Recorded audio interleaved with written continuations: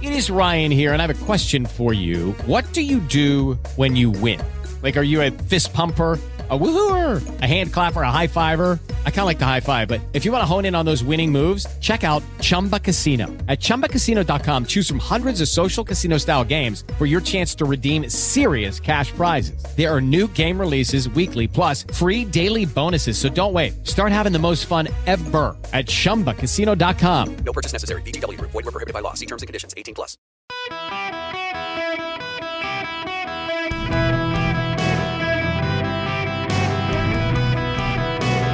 Welcome to the Eric Erickson Show podcast, Hour 1. Hello, America. It's Eric Erickson here across the nation, coming to you from Washington, D.C. Super secret meeting of the vast right-wing conspiracy I've been invited to. The phone number here, well, it doesn't really matter today because I'm not set up to take phone calls. I'm sorry. 877-973-7425. So I was at a dinner conversation last night, flew into D.C., and I would note, by the way, that I see more people in masks going to Washington, D.C. than anywhere else. Took a trip to Vegas a while back, one person with a mask. Flew to Louisville, Kentucky, saw one person with a mask.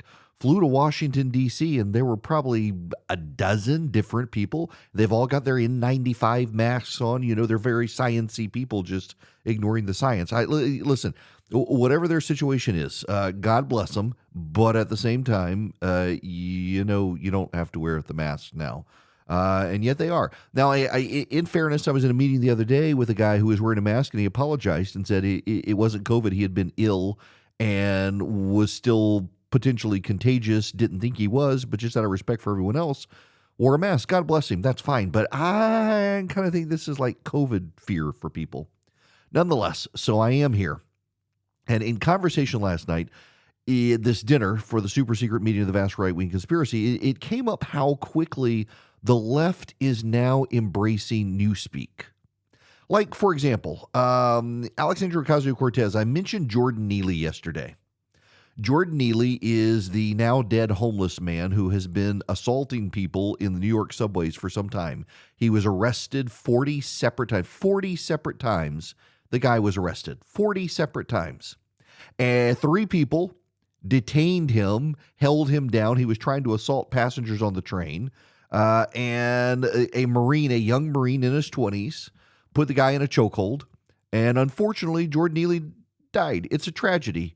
The Marine did not intend to kill him. But Jordan Neely was also a crazy person who repeatedly assaulted people on the subway system and was caught on videos repeatedly doing so over a prolonged period of time and had been arrested 40 times. The bad guy here is not the Marine, but the system that continued to allow Jordan Neely to harass people on the subway system.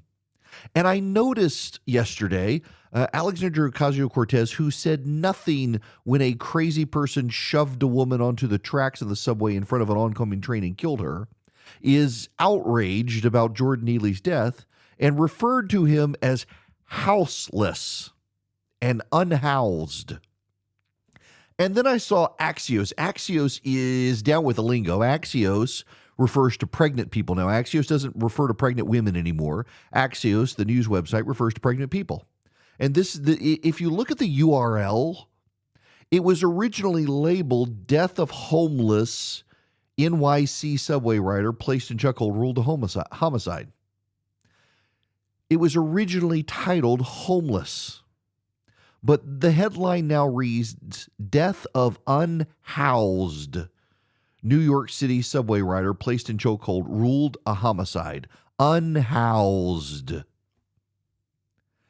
I'm just fascinated with the left's willingness to grab hold of the newspeak and embrace the newspeak as quickly as possible. So you have pregnant person, you don't have pregnant woman.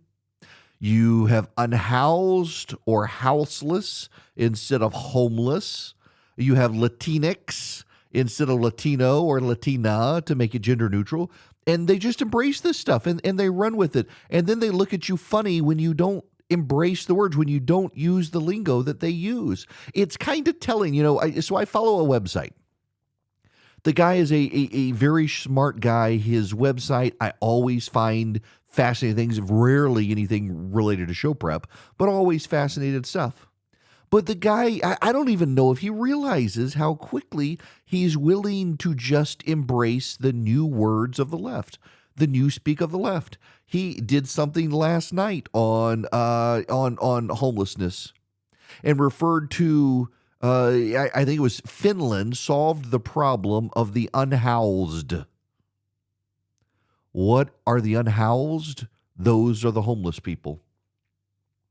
What I find notable about this, and this goes back to an Atlantic article I referenced a while back on the show, is they're not actually solving the problem anymore. They're changing the words to make them feel better about the situation. They're changing the words for their own consciousness. They're not trying to solve the problem. They're just redefining the words to make it less of a problem, because it's their policy solutions in many cases that have failed. Take homelessness, for example. The left has for a very long time been committed to the idea of fighting homelessness. And they haven't been able to fix the problem. There are homeless people everywhere, so instead they treat it as urban camping. And they want to give these people tents to live in. That's their solution. They don't want them in their backyard. They don't want them in skyscrapers. They don't want them in buildings. They just give them a tent. Stay away from my neighborhood. Stay in a tent. And you're no longer a homeless person. You're just unhoused. That's the problem. You're unhoused. If only you had a house, you would be fine. Never mind you don't have a job. Never mind you have a drug addiction. Never mind you have all these mental health problems. That you are unhoused. That is the problem. And it makes you feel better because a homeless person, that means something to the average person. A homeless person means some vagrant who wanders the streets and sleeps under a bridge at night. But if you're an unhoused person, we're just trying to find the person a house. That's it. It takes the problem away. And then, of course, there's pregnant person. Now, no, not just any person can get pregnant. Only women can get pregnant. But in the era where boys can become girls and girls can become boys, suddenly supposed boys can get pregnant. Even though they're girls, we're supposed to call them boys. And just matter of fact, nothing wrong, no big deal. Just like homeless becomes unhoused, girl becomes boy, and you're supposed to treat the girl as a boy and know that boys can get pregnant and boys can now get ovarian cysts and uterine cancers and endometriosis, all these things that the girls get, the boys can now get. There was actually a study the other day in a medical journal about the increased risk. Now, follow along with me here. This was an actual medical journal. The increased risk of women with prostate cancer. The increased risk of women with prostate cancer. Those are called dudes. Those are dudes. Women don't get prostate cancer and men don't get pregnant. But in an upside down world where the homeless person becomes unhoused and the pregnant woman becomes the pregnant person, suddenly the men are getting the women's problems and the women are getting the men's problems. There was a video that surfaced yesterday of a trans TikTok activist man giving tips on how to lubricate to put a tampon in. I'm just going to let that image and that whole thing sit there with you. A trans woman giving tips on lubrication for a tampon insertion. We have allowed the insane people to take over. And they're changing the language. It's all very Orwellian. It's all very 1984. You're an unhoused person. It's no longer even a disabled person. It's an abilityless person. Or unability. It's no longer disability. It's no longer handicapped. It's what is it? Unabled, ableness. They've redefined even what it means to have a disability now. No, it is no big deal. It's no big deal. You lack the ability now. We'll find you. We'll find you some way we'll find you some way to find the ability. It's insane word speak for people, and this is what you need to understand about it, is like Alexandria Ocasio-Cortez, upset about Jordan Neely's death, that he was unhoused, he was houseless. It makes her feel better to say it that way. It has nothing to do with Jordan Neely and everything to do with Alexandria Ocasio-Cortez. Axios News writing about the unhoused Jordan Neely. It makes the writers at Axios feel better. It makes their readers feel better. The pregnant person, it makes Axios, the left-wing news site, feel better. It has nothing to do about solving the problem. It has nothing to do with addressing the problem. It has nothing to do with highlighting the problem. It's a wordplay change to make the progressives who have failed feel better. That's it. That's what's going on. And we're going to hear more and more of the newspeak. They can't win the arguments. They lose the arguments. Because arguments, when you pull the emotion out and rely on reason, the progressives are no longer capable of reasoning. They're no longer capable of engaging in logic. It's all emotion. And in the emotion of the left-wing newspeak, what happens is these people just change the words. And when changing the words, they think they can win the argument. And what they don't realize is that the unhoused person is still homeless. The pregnant person is still a woman. And the able limited person is still disabled. They haven't fixed a problem. They've just virtue signaled so that they themselves can sleep well at night. Welcome back. It's Eric Erickson coming to you live from Washington, D.C. today. I will be, gosh, y'all, I got a travel schedule just crazy. So I'm in Washington today. I'll be in Sea Island on Monday. I'll be doing the show again live there Friday of next week. I'm finally going to take off, go play golf. Thanks to everybody who's given me the IPA ideas for my buddy who's coming in to play golf with me. He's an IPA drinker and wants to explore the craft beer scene in Georgia. So trying to set him up there. I'm not an IPA drinker, but anyway, so crazy time. I think I land tonight. I flew up last night after the show. Was in meetings this morning. I told him I had to step out to do the show. So doing the show, finish the show at 3, go back to meetings until 5-ish. My flight's at like 8:30, 9 o'clock. I get home around midnight. It's a crazy time.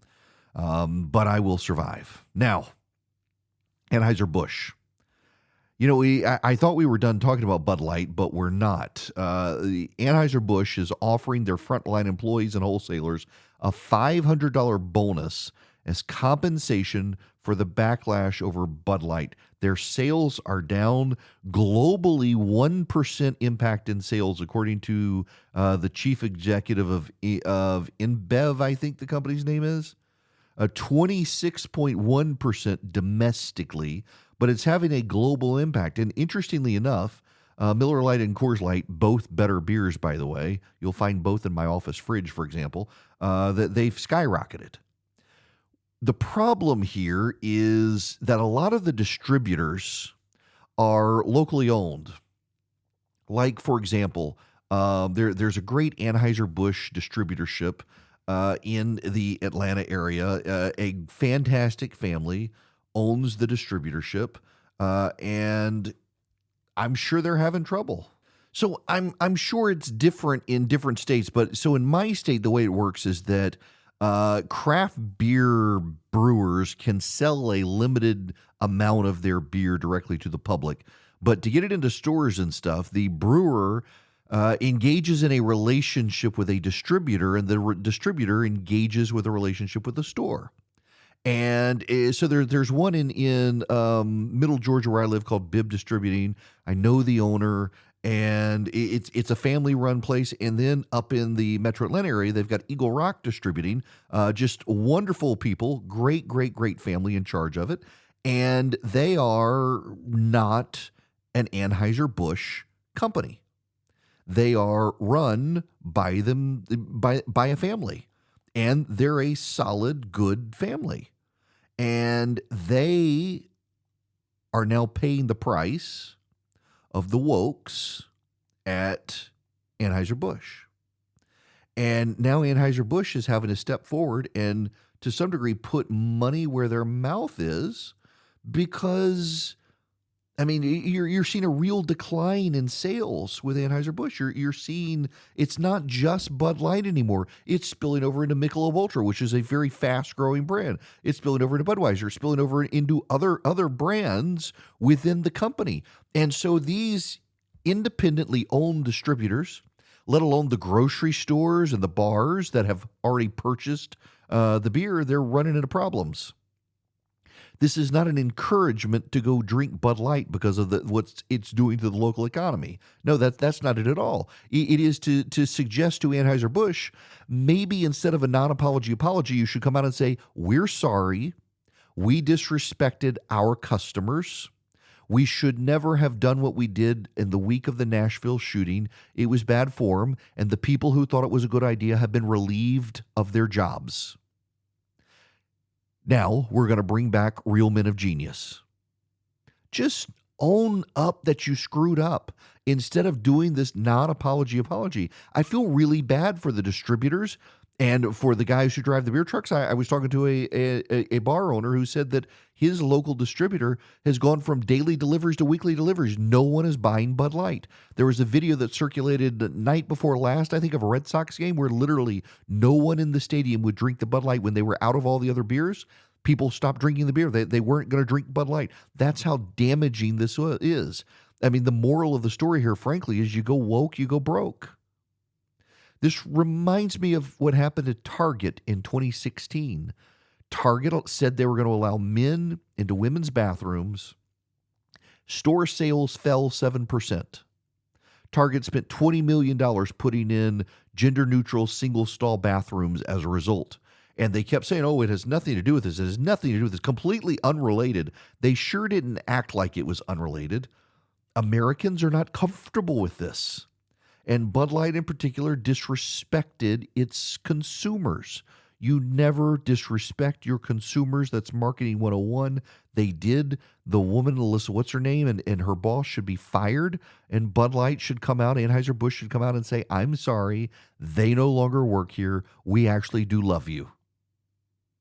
And then they don't have to shell out extra money trying to subsidize the existence of people who really just want to work. Now, I want you to work with Patriot Mobile because Patriot Mobile is a fantastic company, and Patriot Mobile will save you some money. If you're a veteran, a first responder, an NRA member, a teacher, got multiple lines for your household, they can give you great discounts, and they take a portion of their profits and give it to the causes you care about, like the Second Amendment and the pro-life cause. They even fund the citizens rising up against wokes on school boards. And all you got to do is go to patriotmobile.com/Eric. They use the same cell towers everybody else uses. So go to patriotmobile.com/Eric or call them 972-PATRIOT. Tell them I sent you. You get free activation. When you call them, you're talking to someone in the U.S., 100% U.S.-based customer service. It's patriotmobile.com/ERICK, or you can call them 972-PATRIOT. Tell them I sent you. Get that free activation. Do business with a company that shares your values and contributes to the causes you care about, and grow the movement together with patriotmobile.com. patriotmobile.com/ERICK. Hello, America. It's Eric Erickson here. The phone number 877-973-7425 if you want to be on the program. Although I don't know that I can take you today given the setup in Washington. I got call screener program and stuff. It's just internet flaky. Nonetheless, glad to have you with me. Hope you're having a great Friday. Hope you're having a great weekend. You know, the coronation is tomorrow. I may talk about that in a little bit. Yeah, I'm kind of fascinated by it. But okay, I want to talk about something, and it's a delicate issue. And I understand the sensitivities of people involved, and I want to be really delicate about it. You know, I did not grow up in this country, and I have to admit that moving back to this country from growing up abroad, having spent 10 years, my formative years, 5 to 15, in the United Arab Emirates and Dubai, moved back to this country, moved to rural Louisiana, and I got to admit I was a little bit clueless about race issues in the United States of America. and over the years have had experiences and met people who have kind of opened my eyes to problems in the country. I don't think the United States of America is a systemically racist country. I do think the United States has had problems in the past and has worked so hard to overcome them to the point that we got our first black president. And though I disagreed with him and did not vote for him, I could recognize it as a historic milestone for the United States of America. The situations we've seen around the country with police brutality have been really unfortunate. I was kind of struck in the George Floyd situation, not just what happened. The man had no business, the police had no business putting a knee on the man's neck for that long. They didn't. Putting a knee on his neck for that long, they did not. And I was also really aware of the people on the right who essentially wanted to damn George Floyd for his past sins. He wasn't a great guy. He had all sorts of problems. But those problems do not justify someone having their knee on his neck as long as that officer did.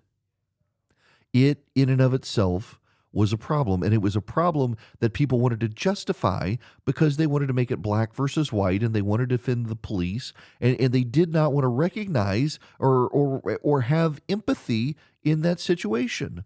And we've seen these situations time and time again, and they should shock the conscious. Look at the situation down in South Georgia with a young man who was hunted down by people. He was hunted down. He had been seen jogging, and they chased him, and they relied on their contacts with local law enforcement to try to get out of the fact that they actually killed the guy. It should shock the conscience. But I say that because this is where I tread on dangerous ground, and I know it's dangerous ground because I know that me, being a white person, a conservative talk radio show host, this is something I'm not supposed to talk about. And the problem is that we hide behind this. The left essentially raises this shield and says, you, by virtue of your skin color and your gender, you can't talk about this issue. But I'm going to talk about the issue. In South Georgia, in Moultrie, Georgia, there's been another what the police would probably consider or what the left would consider mass shooting. Moultrie, Georgia, it's a city, not a big one, in South Georgia. A guy named Kentavious White, 26 years old, shot and killed his 50-year-old mother and his 74-year-old grandmother, and then went to a local McDonald's and shot and killed the 41-year-old assistant manager. All three women were shot multiple times, and then he killed himself. Killed himself. Self-inflicted gunshot wound to the head. They don't know yet when they assume that there was a connection between him and the assistant manager at the McDonald's. That hasn't come out as of now while I'm on air here, but they assume so. Now, this all comes after Wednesday. There was a shooting in Atlanta, and man walks into a hospital and shoots 5. 1 is dead. 4 are in the hospital, 3 critically wounded. Another young black man. And that, my friends, is the problem. The media doesn't want to talk about this. They want to talk about mass shootings. And is there a problem? Yes, there's clearly a problem. And the number of mass shootings has gone up. And we focus on the young white men with the AR-15s who go into schools. But they pale in comparison to the amount of black-on-black violence in the United States of America. They pale in comparison to the number of young black men gunning down other young black men, but also others, relatives and beyond. We had the situation in Alabama.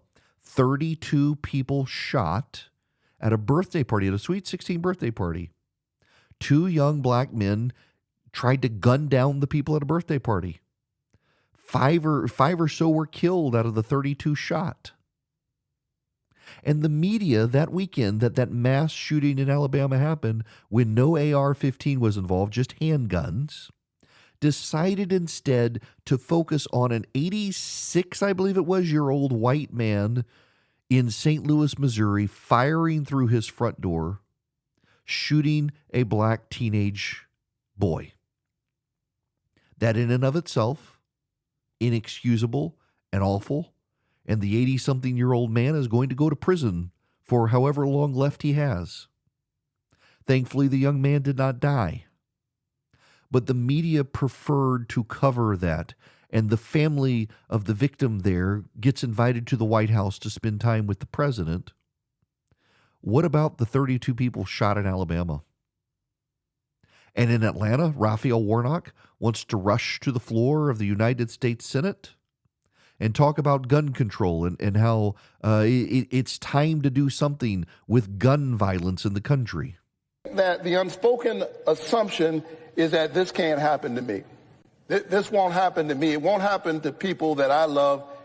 But with a mass shooting every day, the truth is the chances are great. I shudder to say it, but the truth is, in a real sense, is only a matter of time that this kind of tragedy comes knocking on your door.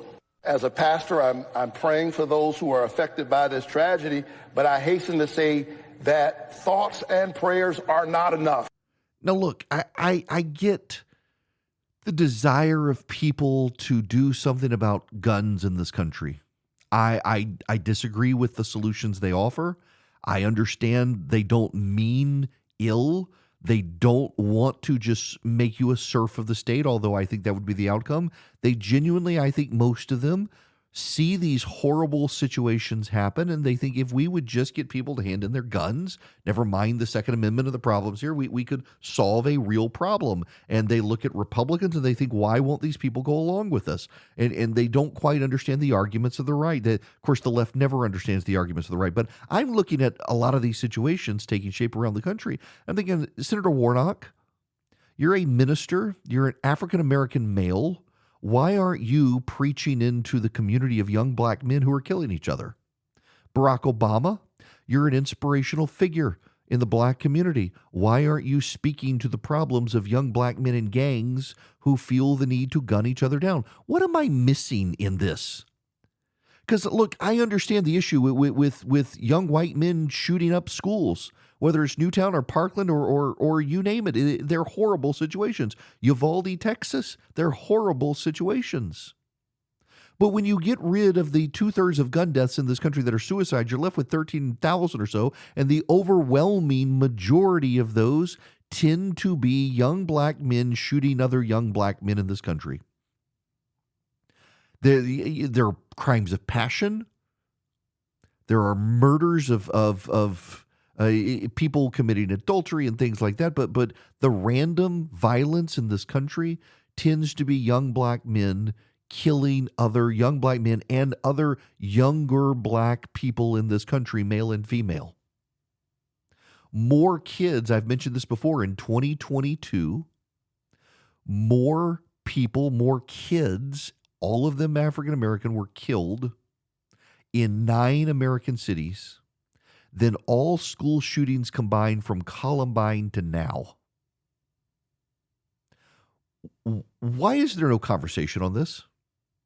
And I realize I am an outsider. I grew up overseas. I wasn't here in the 1980s. This goes back, I think, to the left rearranging language in this country. They can no longer grapple with the failures of their policy outcomes. So instead of saying homeless, they just say unhoused, makes it sound a little better.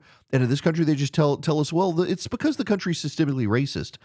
Black people can't get ahead, and this is all the echo of systemic racism in society. I don't believe that's true. You had the first black president of the United States. We got the first black vice president of the United States. You've got a black man representing South Carolina, the home of the Confederacy, the start of the Civil War in the United States Senate, and he's a major party candidate for president of the United States. Sure, there's still progress to be had, but you can't tell me that we're worse now than we were in the 1940s and 50s when we had Jim Crow segregated bathrooms, whites only and blacks only water fountains, and you had to sit in the back of the bus. And like, surely we've gotten better as a country. Of course, there's always progress to be had, but you've got young black men killing young black men in this country, and the best the media, the left, everybody has to offer in this is to scream racism, that it's a systemically racist country, and tell white people you're not allowed to talk about that. That's for the black community. But nobody in the black community seems to be having this conversation. And so I just look at a United States senator who, while the bodies are still warm in Atlanta during a mass shooting on Wednesday, rushes to the floor of the United States Senate to call for gun control. And I'm just wondering, Senator, you're a black man from Atlanta. Why aren't you trying to curb and help the situation within the black community of young men who are gunning each other down? Surely you may not be able to get a gun control legislation through the United States Senate, but you could meaningfully impact the lives and save lives by addressing young black men who might actually connect to you by virtue of you being an older black man minister, now United States Senator. And he would rather play politics. No good way to transition from that, and I'm sure I will get hate mail, but nonetheless, take it in the spirit in which it's intended, lovingly. But I got to transition. I got to tell you about, I'm not transitioning. Yeah. Advantage Gold. 800-450-2566 is their number. With the stock market turmoil we've had, I mean, did y'all see the Dow yesterday and today? So, you got the turmoil out there in the world. You got the Ukraine situation. You got Russia threatening nukes again. All of these things just have these cascading effects on the world and on the stock market. If you're interested in using precious metals at all for your retirement, reach out to Advantage Gold, 800-450-2566. They can help you with your general investments, with your IRA, with your 401k. They'll even give you a free IRA gold investment kit so you understand the rules and compliance that the IRS makes you follow if you want to use precious metals. 800-450-2566. One more time, 800-450-2566. Call Advantage Gold today. Tell them I sent you. See if they can help you. They don't have gimmicks. They just give you the facts. 800-450-2566. Welcome back. It is Eric Erickson here across the nation. The phone number 877-973-7425. Hope you're ready for the week. We may convert this to an open container Friday before this is over, although I have no idea where in here I can grab a beer. But nonetheless, from Washington, D.C. I come. I'll just admit it. I got a speech in the morning. So I fly home, get home around midnight. And then in the morning, I got to go give a speech. But I'm going to check in on the coronation. That's right. Charles III is coronated tomorrow in London, crowned king. Now, when Queen Elizabeth II died, he automatically became king. A lot of people thought he would embrace a different name, but he went with Charles III. And the coronation is tomorrow. And I'm fascinated by this. I am a student of history. And I particularly love Western civilization history and the progenitors of the British Empire history. And I'm fascinated. The crown goes back to the 1600s. It's considered priceless. And they use two crowns. The actual crown, St. Stephen's crown. They had an original St. Stephen's crown, and it was tied to Edward I. It was a very ancient crown, and when Cromwell took over, he melted it down and sold off the jewels. And so when the Restoration happened and Charles II took the throne, they remade a crown based on sketches and paintings and the like of the original crown, did it a little fancier. The thing wears over 5 pounds. So literally Charles has been walking around wearing this thing on his head, just getting used to it like his mother did. In fact, he says he's got memories of her when he was a 4-year-old. She would come in while he was in the bathtub and would be wearing the crown on her head. And he's been doing the same. And of course, Camilla will be crowned queen. They're using a spoon and basin to do holy oil. They got the olives from Israel, from Jerusalem. And the spoon in which the oil will be rested is from like the 12th century. We don't have anything that old in this country. It's one of the things when my wife and we went years ago now to Prague. It would have been about 17 years ago now. We went to Prague. We ate in a restaurant that had been serving meals in this building from the 1100s. It had been the home of the patron saint. They had been serving meals there. This place had been regularly a restaurant since, I think, the 1500s. It was insane. I mean, nobody was even in this country really in the 1500s. It had been discovered by then by the Europeans, and you had the American Indians, but nothing like this. I'm just fascinated by the historicity of it.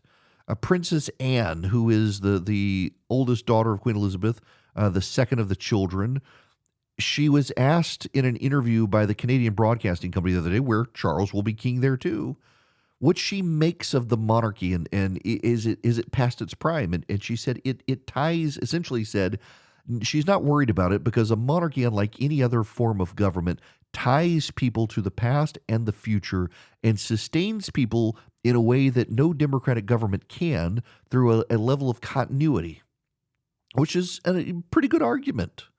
I'm not a monarchist, I'm a Republican, but I kind of admire the fact that this monarchy's been going for 1,000 years, and history will be made tomorrow in Westminster Abbey, a place I've visited many times. I have seen the throne, the old wooden throne, where people have carved their names into it over the years, on which the king will sit. The stone of destiny they claim came from Jerusalem. They will be preceded in by a cross of silver with shards given by Pope Francis that he claims came from the one true cross. That's right. They claim that the shards in this silver cross that will advance before the king and queen tomorrow actually came from Christ's cross. Now, we do have some relics of that period, but I don't know that we know for sure that this is the cross, but they believe it. They believe it and handed it over in an act of ecumenicalism. I'm just fascinated by the history, y'all. I mean, he'll be wearing garments that have been around for 400 or 500 years. It's impressive. It really is. We don't have a sense of that history in this country, and we can mock it and we can say it's outdated and outmoded and ha ha ha, you have a king and he's got big ears and blah, blah, blah, blah, blah. But it's also a real sense of history that I'm just fascinated by, and I wouldn't be that dismissive of it. That monarchy ties the British people together in ways our presidents used to, where they could be president of the nation and a partisan figure. Now, if it's a Republican, the Democrats hate him. If it's a Democrat, the Republicans hate him. And in the monarchy, you can find some common ground. They certainly did with Queen Elizabeth, less so with Charles, but still a fascinating moment in world history. We get to witness it, too, on TV tomorrow. Judy was boring. Hello. Then Judy discovered ChumbaCasino.com. It's my little escape. Now Judy's the life of the party. Oh, baby, mama's bringing home the bacon. Whoa, take it easy, Judy. The Chumba life is for everybody. So go to ChumbaCasino.com and play over 100 casino-style games. Join today and play for free for your chance to redeem some serious prizes. ChumbaCasino.com. No purchase necessary. Void where prohibited by law. 18+ terms and conditions apply. See website for details.